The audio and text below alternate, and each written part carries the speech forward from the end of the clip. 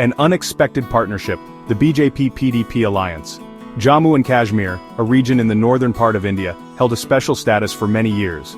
This status was granted under Article 370 of the Indian Constitution.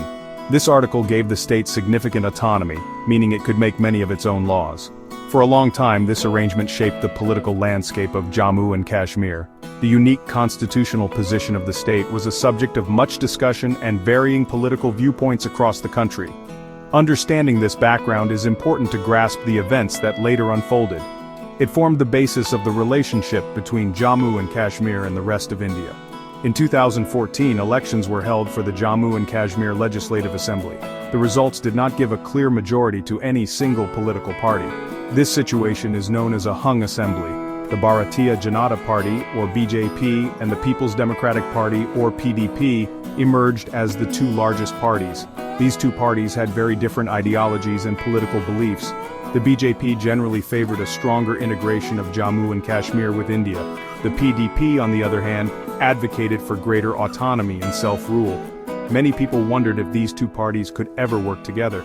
Despite their differences, the BJP and the PDP began discussions to form a government. After several weeks of negotiations, they reached an agreement.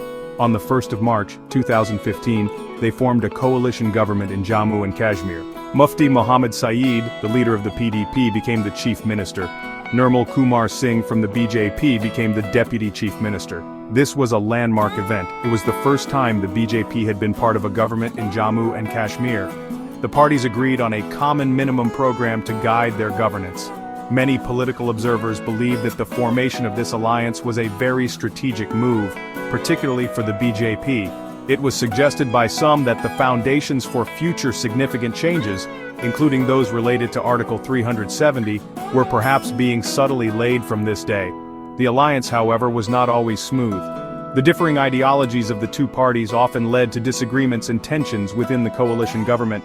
This uneasy partnership continued for a few years, navigating a complex political environment in the state. It was a period of watchful anticipation for many.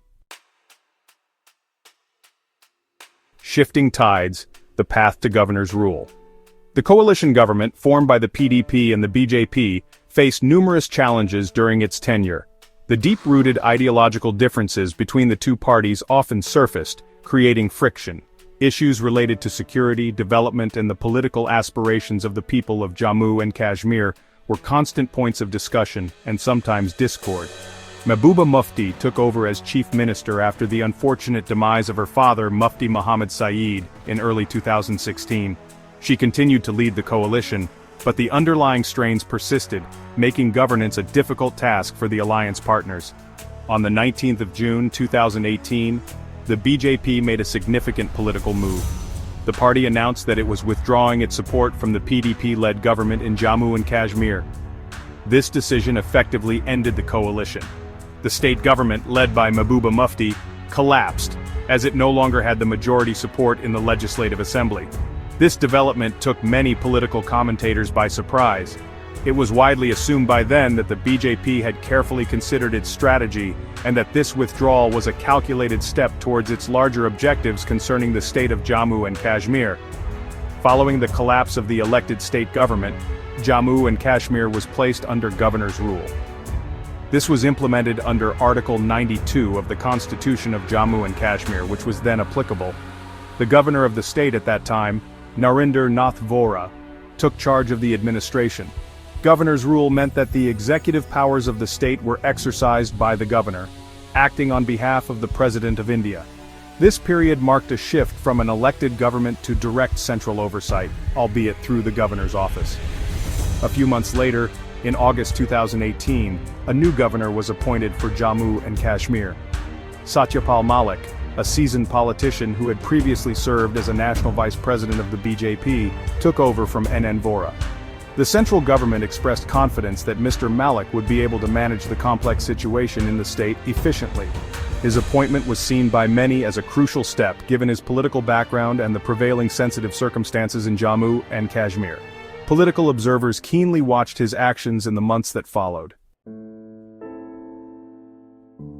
Central control tightens, President's rule and Assembly dissolution. In November 2018, there was a sudden flurry of political activity in Jammu and Kashmir. An attempt was made by the PDP, the National Conference, and the Congress Party to come together and form a new coalition government. Mehbooba Mufti, as the leader of the PDP, tried to contact Governor Satyapal Malik to stake her claim to form the government. She later stated that she faced difficulties in communicating her intentions to the governor's office. She mentioned that her fax message, intended to convey the support of the allied parties, reportedly did not reach the governor. Governor Satyapal Malik, however, had a different perspective on the situation. He cited concerns about the potential for horse trading, which refers to unethical practices where political representatives might be lured to switch allegiances. He also expressed doubts about the stability of such a hastily formed coalition government. Based on these concerns, Governor Malik recommended to the central government in New Delhi that it would not be advisable to allow the formation of a new government under those circumstances. His assessment was that such a government might not provide stable governance. The central government accepted Governor Malik's recommendation. Consequently, on the 21st of November 2018, the Jammu and Kashmir Legislative Assembly was dissolved. This decision put an end to any immediate prospects of an elected government being formed in the state from the existing assembly members. The dissolution of the assembly meant that fresh elections would eventually need to be held to restore an elected government. However, the timeline for such elections was not immediately clear, adding to the political uncertainty in the region at that time. As the initial 6-month period of governor's rule was approaching its end, a further step was taken to formalize central control. On the 19th of December 2018, the President of India issued a proclamation. Following this, President's rule was imposed in Jammu and Kashmir, commencing from the 20th of December 2018. This was done under Article 356 of the Constitution of India. Under President's rule, the executive and legislative powers of the state effectively rested with the central government and the Parliament of India. Governor Satyapal Malik continued to administer the state, now formally on behalf of the President. The decisive moment, Revocation of Article 370. In the weeks leading up to early August 2019, there were increasing signs that a significant decision regarding Jammu and Kashmir was imminent.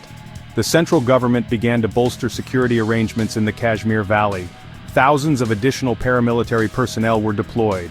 These movements of troops were quite visible and caused a great deal of unease and speculation among the local population. The atmosphere became tense, with many wondering what these extensive preparations signified for the future of the state and its special constitutional status. On the 2nd of August 2019, an official advisory was issued. It asked Amarnath Yatra pilgrims, who undertake an annual pilgrimage in Kashmir, and tourists to cut short their stay and leave the valley. This advisory heightened anxieties. Then, on the night of the 4th of August 2019, prominent Kashmiri political leaders, including former chief ministers, were placed under house arrest. Mobile phone services and internet connectivity were largely suspended across the region. Restrictions on public assembly, under Section 144 of the Criminal Procedure Code, were also imposed in many areas. It was believed by some that Prime Minister Narendra Modi secretly met the president that night. The following morning, on the 5th of August 2019, the Home Minister, Amit Shah, made a historic announcement in the Indian Parliament. He presented resolutions proposing fundamental changes to Article 370. By this time, a presidential order, CO 272, had already been issued. This order amended Article 367, the interpretation clause of the Constitution, in its application to Jammu and Kashmir. It effectively stated that references to the Constituent Assembly of Jammu and Kashmir in Article 370, Clause 3, should be read as the Legislative Assembly of the state. Since the Legislative Assembly was dissolved and the state was under President's rule, the governor's concurrence was deemed sufficient. Alongside the moves to make Article 370 largely inoperative, the government also introduced the Jammu and Kashmir Reorganization Bill, 2019. This bill proposed the bifurcation of the state of Jammu and Kashmir into two separate union territories. These were to be the Union Territory of Jammu and Kashmir, which would have a legislative assembly, and the Union Territory of Ladakh, which would not have a legislative assembly and would be administered directly by the central government. The parliament quickly passed these resolutions and the bill. This marked a profound transformation in the constitutional status and administrative structure of the region.